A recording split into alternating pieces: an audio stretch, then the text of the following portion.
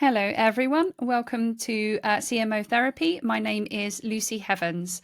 CMO Therapy, this is a podcast that's hopefully going to help you navigate your way through your marketing journey. Because let me tell you, I get it. Being a marketing leader is no walk in the park. In each episode, we dive headfirst into the world of marketing, where uncertainty, tight budgets, and fierce competition are just the beginning of the rollercoaster ride. But guess what? You are not in this alone. So, why go solo when you can tap into the powerhouse of insights from some of the most awesome marketing leaders in the game? And look, the title might include the word therapy, but we are not just talking about challenges here, we are tackling them head on. So join us as we deep dive into the nitty gritty, share war stories, and unlock secret strategies. And get ready for those no holds barred conversations, because sometimes I have no filter or no voice and ability to speak. So if you are a chief marketing officer, a marketing lead, or someone just looking to up their marketing game, then I am so glad that you are here with us today. And I am so glad to have with me today the very amazing Yuliya. So, Yuliya, would you like to give yours a little bit of an introduction? What is wrong? I can't speak today. You go ahead. Thank you very much, Lucy. Really thank you for having me, as well. So I am Yuliya Muir, and I have been in financial technology marketing for about 20 years, across acquirers, processors, SaaS, regulatory compliance, consultancies, and now I'm currently doing some consulting work at Lagom Consulting. Awesome. That's great. Thank you very much. Thank you for joining us. So the title of this podcast that we agreed on after we had our little chat is Partner Marketing Beyond the Press Release. Now, I'm a huge fan of partner marketing. I really am. It's like a little sort of secret strategy. Many benefits.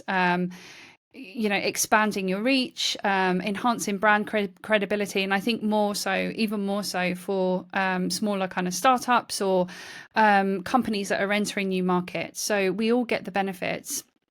However, there's also a bunch of kind of downsides, like any business strategy. The partnership marketing really does have its challenges too.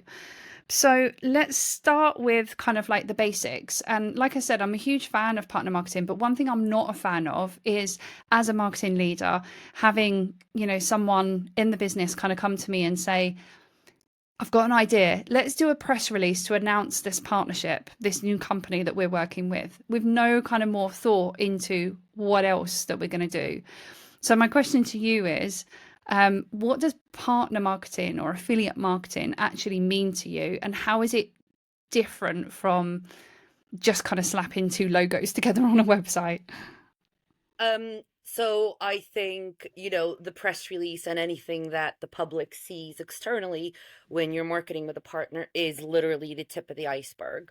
Probably 90% of the marketing that happens isn't actually public facing, right? And that's the relationship building, that's the content building, that's figuring out who the audience are, right? That's the really tricky part to get right with a partner, because you kind of have to look at your customer base and then find the sweet spot where you both cross over. Because there's no point in doing a press release, because what are you announcing and to whom and why? Um, so okay, you're working together, so what? Um, you know, and it's always at the center of it is improving customer experience, right? That is what partnership marketing is about. So, and that naturally dives into, is this partnership, does it have a product market fit, right? Hmm. Um, some of the kind of I'll give a couple of examples. Like back in the day, I'm going to give away my age now. Um, one of, the great partnerships of the 90s was Blockbuster and Domino's, Mm. right? So it's like a natural fit. Um, and it obviously was beneficial to them both. But to your question, in terms of, it is beyond the press release, because the press release is almost the last thing you do after all that prep and background work. Yeah. it's after you decide on the customer, on kind of what your ICP is, what is your sweet spot? Is there, pricing involved? Is there tiering? What's the positioning of the joint product? And it may not be a product, right? It could be if a tech company partners with, I don't know, let's say a regulatory consultancy, right? To help with some of their clients to reach the risk appetite, and then they can onboard them. So how it can look in so many different ways. But yeah, it's not about the press release. It's absolutely about the important work that happens before that. It's interesting you say that about, the work before that. And, I think so many times companies look at partner marketing, you're right, as the kind of, the after piece. So where does marketing get involved in that? Where should they be informed? And where should they be kind of bought in, I suppose, to that partner, to the actual partner strategy, not the partner marketing piece? Yeah. Well, look, there's a big difference in should and what actually happens, right? Always. Um, I think in terms of should, I always like to know the roadmap way, way in advance. If we're going to talk about folks that you're integrating tech with, um, it's at the very beginning. I'd want to know what we're integrating. Why are we integrating it? What product are we making? What is this joint offering going to be? Because if I start to look at that positioning and work with the partner to identify that target market whilst the tech is being built, we can get to a really good place by the time it's ready.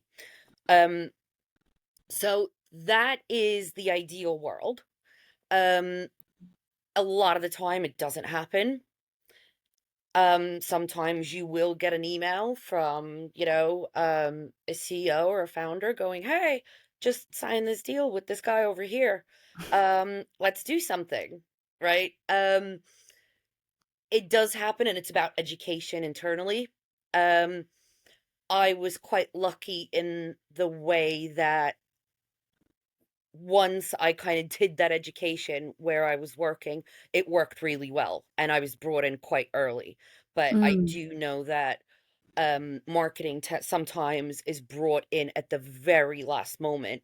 And this is a problem if your partner's team are brought in at the end. Mm.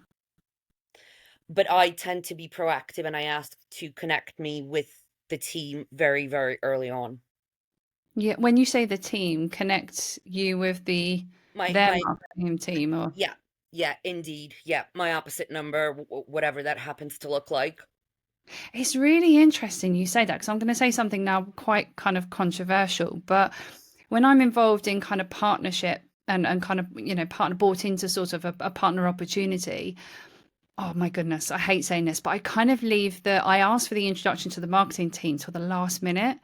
And I tell you why, because they're often not the one that is involved in the partnership, right? So it would be I don't know, whether it's the salesperson, whether, like you said, it's founder to founder, or whether there's, I don't know, whatever department or function is kind of working on that, but it's never normally the marketing. So they whilst we want to speak to the marketing about kind of how we distribute that message, the initial thing, the point that you made is so valid about, well, why are we integrating, or what is this partnership all about? Why are they reselling for us? Who's the joint ICP, and blah, blah, blah. And all of that is the person that's been working on the partnership that knows that. But I mean, as a general rule, I like to know everything about the partnership as well, because it makes it easier to work with them. It makes my job easier, right? Because when you have a good partnership with the teams coming together and your opposite numbers, right? It almost becomes like a second team. So you got your sales guys who need to speak to each other. You got your SDRs. You've got your obviously marketing. You've got your partner people, and every, you know, every organization is structured differently, so you don't even always have an opposite number, right? It depends. Yeah. But ultimately, for me, it's almost like zipping up a zipper, right? Um, and if those prongs don't come together, even in one spot, we all know what happens to your bag. Yeah. Yeah. Yep. Yep. It Yep. comes apart. Such a good point. So all the teams need to come together, because everybody has to be on the same page. Yeah. Yeah. No, no, I like that. It is a really, really good point. What is where have you kind of seen that? I mean, you mentioned about being bought into the partner opportunity sort of a bit later, and that hasn't worked as well as when you're bought in earlier, and you managed to kind of like prove that, which is amazing. Like, where have you seen it like not work? What other what other kind of like, examples have you got, like maybe stories from the past where it hasn't worked?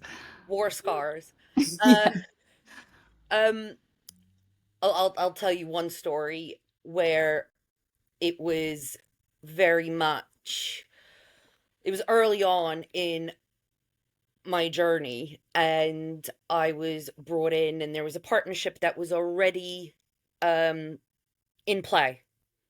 So, I was tasked with, chatting with their marketing team, and obviously, getting the launch together, and everybody was quite aggressive in pushing an immediate launch, right? Like, we need like that press release. We've built this thing. It's brilliant. It's, going to change the world and bring Jesus back and all of that. And we need to tell people about it. Um, and so I was like, yeah, yeah, all right, sounds great. Um, Turns out I didn't ask enough questions. Uh, so we went live, um, went to the press, went to obviously the newspapers, was picked up, was quite big news. Um, and 2 weeks later, our development team told us that not only did the product not work, the integration, it's about 6 months off for being even finished and being an MVP. Oh dear. So I kind of, ended up launching this product that didn't exist, and selling some magic beans, which is, reputationally damaging. Like, you shouldn't be doing that. But in fintech, it happens a lot because Hmm. it's that whole thing of sell ahead of the curve, put the runway down as the plane lands. And after this particular incident, I said, I don't want to be on the plane if the runway is not built. Sorry. So after that, my gold rule is that you have to have proof of tech before going public. Um, you have to have gone through your QA processes. You have to have like at least a beta client, right? Like, just someone to test your gadget and see whether it works before you start shouting externally about it. So, that was a bit of an oh shit moment. But it's fine. We worked through it and we learned a lot. Um, I did get to say I told you so a few times, uh, which might be my favorite thing. Ask my husband. Uh, but yeah, I think it's that is massively important. Make sure A, it works, and B, you've built something that people need. That's the Yeah. other one. I think that's the key, isn't it? The end bit, built something that people need, because actually then all of that stuff that you said at the start about, like about kind of releasing the press release and just kind of announcing your partnership, like people don't need your partnership.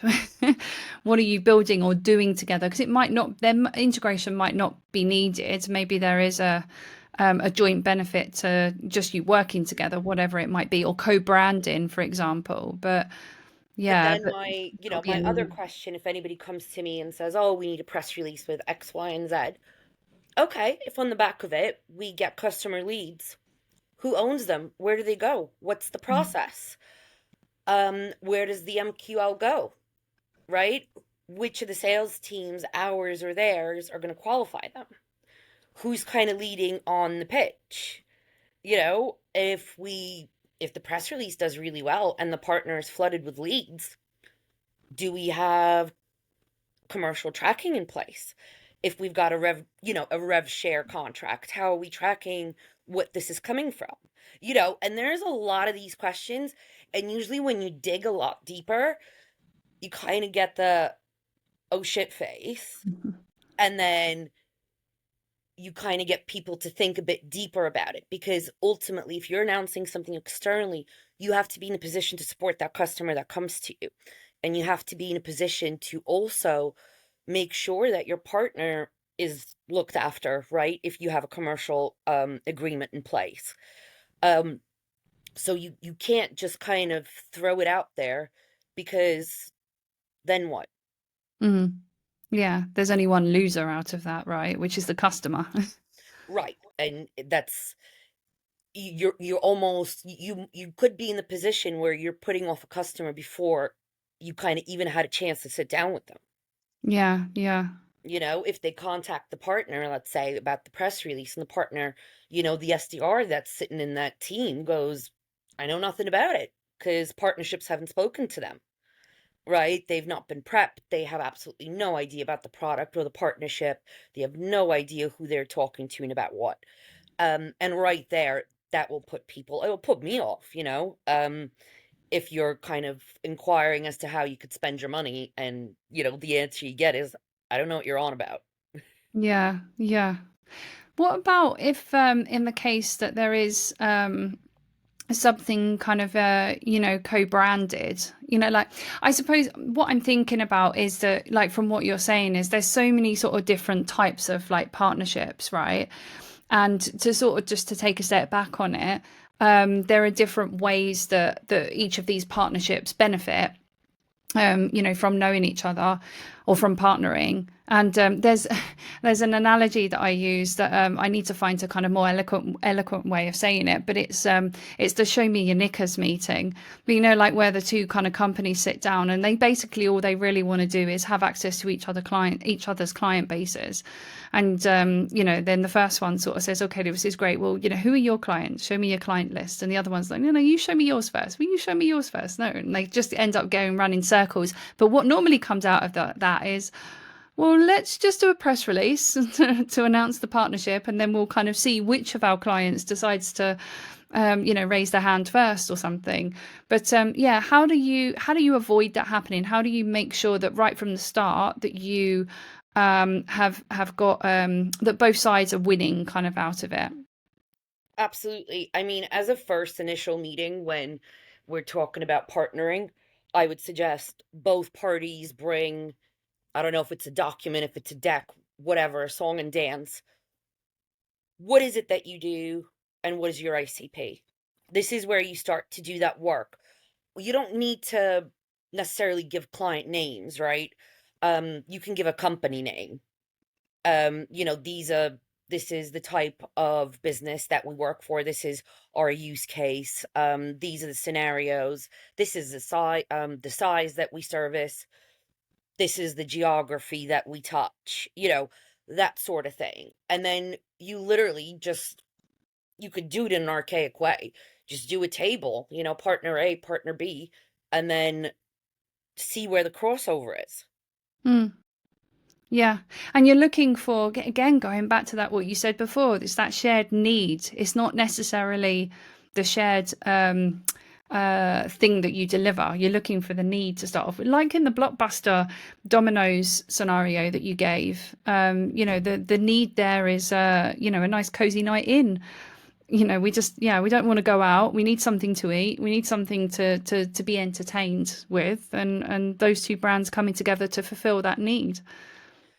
Absolutely. And now you've also got the Netflix button on every remote known to man, right? Um, but I think it started with, I want to say Samsung was the first, but I'm not sure, so don't quote me. But it was the need. It's about the user experience, right? It's about getting quicker to where you need to go. It's about saving time or cutting cost, or enabling people to be lazy, frankly, um, right? So they can move on with their lives and do stuff. So yeah, I think that need is absolutely just the number one thing you have to nail down. The why, right? Like, okay, we're going to spend X amount of money and development time on this joint product. Why? Yeah.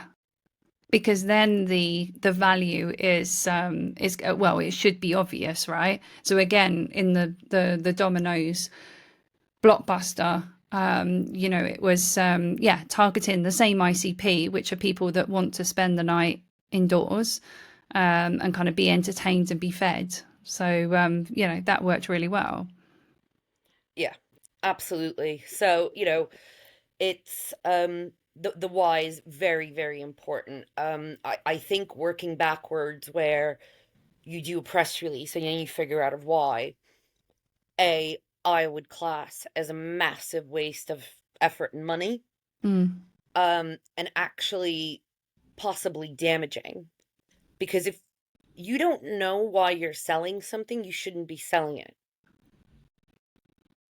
yeah, yeah, and which yeah, exactly. And you've just got to find the common ground with the two companies.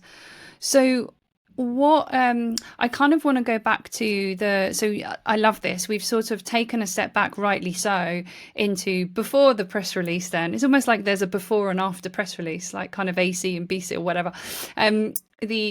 The if we go back to before the press release, it's getting down the kind of ICP, the joint why, you know, the story that you're telling, all of that sort of stuff. What happens then with the conversation about the after? So like now you're planning in that not just a press release, like I was saying, you know, that's one tactic or one thing that's a communication method to announce the two companies are working together, what it might be, whatever it might be. But what else does can be done to make that partnership successful? So, what I use for a press release is usually a springboard, right? For the rest of the plan that is external facing. So, what happens when I first connect with a marketing team at the partner company? Um, I tend to give them an example of how I work, which is a plan on a page. It's a real simple Gantt chart, and it's color coded into three things, and that's us led, you led, joint, right? And I tend to work on a 6 month basis, right? So your your press release is going to be probably the first activity you do, right? Around the same time that if you're launching a web page, blah blah blah, all of that. Um, so it all goes across the months. Who owns what? Who leads on what? And that gets signed off before the press release sees the light of day. And then you execute against that little slide or document, however you want to do it.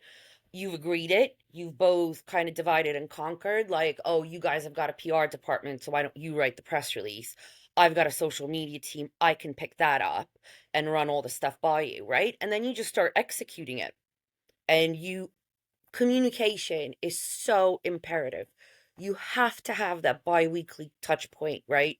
Like, as after the press release, but I'd even say before, to kind of be like, oh, how's this going? So next on the schedule, we've got a LinkedIn campaign, or we've got, a video promo. Like, what do you need from me? Is there anything we need to look at, approve? Is there anything I need to build? And you always have to be considerate as well, because anything that you're producing, the partner has to see before you go live, right? That's just common Mm. courtesy, just because you want to make sure, A, you've got their brand right, you're using their logo correctly, and apart from that, you want to make sure you're using the language that they're happy with, right? That you're quoting the right people. And it's also a respect thing, right? And I would expect the same. I've had partners launch stuff without having me look at it, and me having to have a difficult conversation and say you need to pull that because A, it's inaccurate, but B, we didn't know it was coming. Yeah, You never want to be in that position. no. Um, so it's very much that piece of the after still starts in the before. Yeah, yeah, yeah. Exactly. And yeah, like you said about kind of keeping the communication open as well. I mean, we're all very busy people, and selfishly, we are also going to always prioritize our own kind of marketing plans and daily chores and tactics and things. So, things can kind of drop off really easily. But yeah, so making sure that constant sort of check-in is there, so that you are making sure that whatever their task that they have as part of the overall combined plan is included in their own sort of plan. Yeah, absolutely. And and check in. Like if you have to schedule it, Mm. put it in your calendar, 15 minutes, like catch up with X, and then also I think it's important to build that personal relationship and rapport, besides the fact that I have learned loads from the folks because you're working with a different partner every day. That's a wealth of knowledge that you have access to that is just phenomenal, right? Yeah. Um, take them for coffee, have a dinner, have a drink together, um, shoot the shit. Treat it, I think for me, a partnership. Treat it like a marriage, not a one night stand, right? It's building that relationship, it's putting in the effort because just like with anything else, what you get out of it is what you put in. Yeah. And like we said, you're targeting the same ICP. There's a bunch of learnings there that you might not have uncovered about your ICP that you can potentially share with each other. So I think that's such a good point. So tell me, like some of these partner marketing campaigns that you've run in the past. So give me an idea of some of the tactics that have worked for you really, really well. Look, case studies are gold dust, right? We all know this. But what I found is kind of making sure anything that you create becomes repeatable. So let's say if and reusable, you do, as an example, we had a great success story with one partnership where we did the press release, then we did the case study on the beta client and how we helped them, and then we actually had a live case study that we videoed with kind of the solution architects talking about how we built it, why we built it, with ability for live questions and stuff, which we then took and turned into a piece of thought leadership yet again, right? And then broke it into chunks. So we kind of used one case study, but we milked it for all it's worth, and it worked brilliantly. And like, especially if you're doing it like on a shoestring budget, it's a really, really good thing to keep in mind to make sure that whatever it is you're doing, it's not a one off. You have that continuity and you keep that drumbeat and that momentum in the market. Hmm. Do you ever have that really like honest conversation with the like with the marketing at the other organization, where you kind of say, look, like, cards on the table, this is kind of what we're good at and what we're not so good at, what we'd like to get out of it. And then what I'm thinking is, I'll tell you where I'm going with this, is in some of those instances where, for example, like I mentioned at the start, you've got maybe a startup or a company that's entering a new market where the brand that they're partnering with already has a really strong presence. So, I mean, it's obvious there, it's slightly one sided in that the startup obviously wants to kind of leverage the existing network that the presence that the partner has already. Like, but is it is it not better to kind of have that conversation and say, look, we need your brand and our expertise or technology or whatever it is that you're starting to offer into the market. So yeah, how can we make the best of that? Yeah, it's almost like who needs who more. Yeah. Um, yeah, and look, I completely get it, but honestly, that is the only thing I found that works, right? Yeah. Where you say, look, for example, I'm a one-man band. I want to do this. I want to work with you guys, but is there anything you can help me leverage that maybe you already have? I'm, happy to, I'm not saying, pass on the work and kind of dump it on them, but you have that when you talk about that plan, the 6-month plan that I talked about, and you divide into us led, them led, joint. That's a good segue into that conversation, right? And that's how I usually start it. Be like, well, here's my chart. This is how I work. These are all the tactics that are available to us. Um, why don't we have, roll up our sleeves, have a quick lunch session, and just go through who's going to lead what and who's going to do jointly. And a lot of that time, when you have that honest conversation, it's all going to get done, right? And it's just in different ways, but honesty always works best. And I have said no before. I have said, look, I don't have the bandwidth, you know, to handhold. Like I could do this, and this, but I can't do this, and this. Yeah, yeah. And here's why I Yeah. can't do this, and this, or why it's not beneficial to me. So I'll give you an example actually of that. I remember once where I worked for a company. Actually, I've got two examples. One where I worked for a company and we were partnering with a technology company, but it really was just because they were helping to provide a piece of technology. They were integrating with our solution, providing just this piece of technology that another customer needed, and they wanted to do a press release about it. And they were like, oh, well, it's fantastic because obviously you're going to get lots of brand awareness. We had already smashed that market. We'd saturated that market. We didn't really, no offense, but didn't really need the brand awareness there. In that, the other company did. It was great for them and great to be sort of leveraging us. And then actually I had it the other way round in another company where my company was partnering with Microsoft.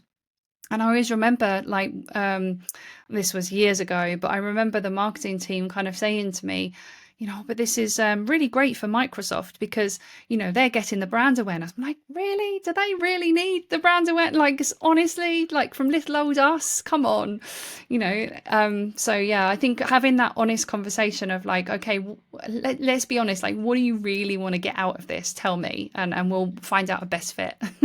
I mean, the thing is where it's a situation they need us more than we need them, you know, you do have that conversation. And usually what I'll say with a press release, if we're using that specific example, guys, happy to do it, happy to sign it off and provide a quote and, give you the green light, but you have to write it. You own the distribution, Yeah. right? Yeah. And then that becomes a compromise. Because if they want me to just cast an eye over it, make sure that, the founder or the CEO that's quoted, it's all correct and it's all kosher, and then they want to take it to market, fine. More brand awareness is never going to hurt anyone, ever. But it's the heavy lifting bit, right? Where you're absolutely right. If you're the Microsoft in this situation, you know, do we really need to put in the effort? No. Yeah. But there is ways to compromise where both parties leave the table happy. Yeah. Yeah.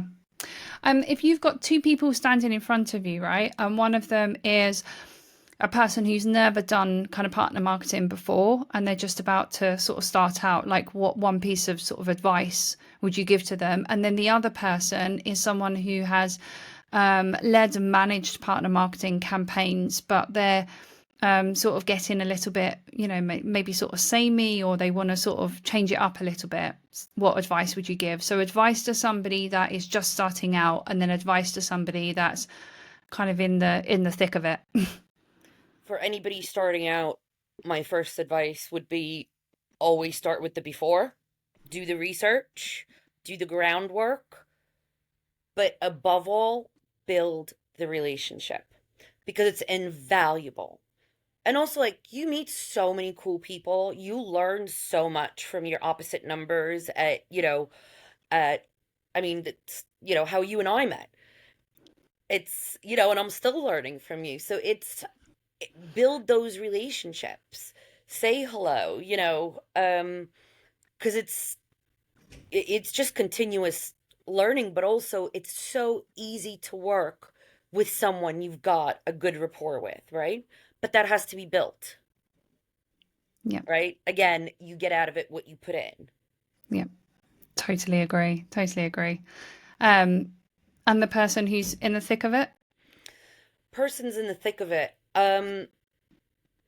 I'd probably say to them, go back to the basics, because a lot of the partnership marketing folk that I've seen in the market also don't start with the before. Um, but ultimately that's down to internal education. Hmm. And I think a lot of it is that, and that's a really tough nut to crack. Um, where we've always done it this way. Well, I need you to do it differently. Here's why. But it's, you have to keep saying when you have to change a process, right? Somewhere that you've been for a while. We all know how difficult and challenging that can be. You almost have to become a parrot, just repeating it, repeating it, repeating it, pushing back when the process isn't followed. Like, no, no, no, bring me in early. That it's just, but that education process is very difficult. But it can be done, and I've seen it work. So, it's not impossible. I love what you said earlier about imagining that that organization is basically just like an extension of your team. Well, you think suddenly you've gained, one, two, four, five, whatever it is, marketers, and all of you together can come up with some really cool ideas. Yeah, do you know what? And it's, so some of those people I'm still in touch with now. I can bounce ideas off them, run something by them, give them a quick WhatsApp and say, hey, what'd you reckon? Um, but I had actually two founders in front of me last week, and they're like, in terms of GTM, like, we're gonna bring our product to market, we've got the funding, blah blah blah. How would you go about it? And I went, partnerships. And they looked at me and they asked why. And I said, because it's, you're almost doubling your sales team overnight, your marketing, your resources, your customer base, um, at an absolute minimal cost. And also, it's nice to be on a journey with a friend, right? Yep, 100%. This is why at the start I said it's kind of like it's my sort of little, not secret strategy, but yeah, it's the 100%, like same as you. It's the first thing I always go to. And normally that's because, it is much easier to ramp up or to get started, to get kick started on something when you've already got, a little bit of an established kind of network or, whatever there. But it's also, partnerships just work when done right. They Yeah. absolutely work, And the founders last week, they asked me, yeah, but we'd have to give, commercial rev share. I'm like, well, not always, but yeah, I'm like, but if you give 10% per deal, that's 90% of revenue that you wouldn't otherwise have. Yeah. And they're like, oh yeah, I see your point, and I'm like, Yeah. so 90% is better than 0% in my Yeah. book. Um, but yeah, always, try and leverage logos, but also, from a marketing standpoint, when you've got access to great thought leaders across the industry from partners, right, that you know that are different to the ones you have internally, and you can harness that knowledge and kind of joint papers, your thought leadership, your interviews, your webinars, right? It's also absolutely invaluable because that brings kind of a different lens to the conversation, and it gives you as a marketer a much vaster access to, oh, do I have anybody who could speak to regulation in this white paper that we're writing? Oh shit, and then you just go through kind of the Rolodex, like, yeah, yeah, I do. Yep. Yeah. Exactly. We're coming up to time, so I'm going to have to. Yeah, there's so much we could be saying. Maybe need to do another one, but coming up to time, so we're going to have to wrap this up. But we have a tradition on this podcast that at the end, I always ask the guest one question. That the network, I ask my network for questions. If you had a marketing leader standing in front of you now, what one burning question would you ask them? So I have a question for you. So they don't know it's you, or they don't know kind of like who they're asking, and so it is just a random question. This one's quite a broad one actually, and it is what marketing tool could you not live without? But I suppose it depends for what. But yeah, what one marketing tool could you not live without? That's quite interesting. Um, you know what? I'm gonna keep it simple. My pen. Oh my goodness. I love that. That's so, oh, do you know what? The amount of conversations I've been having the last sort of few weeks about AI and about AI kind of taking over our job and producing content and all of these things, that is just, it's restored my faith in humanity, you saying that. I I I have to have a notebook and pen. That's how I function. That's just how my brain works, and that's how Oh, everything I do starts. I So, love you, Yulia. That's so cool. Thank you so much for that. You've really made me happy. oh, bless And you. thank you so much for joining me. I really enjoyed that conversation, and I hope and I'm sure the rest of the audience will thank you as well. So Oh, thanks very lovely. much. It was really fun. Thank you having me on, Lucy. I appreciate it. Bye bye. Bye.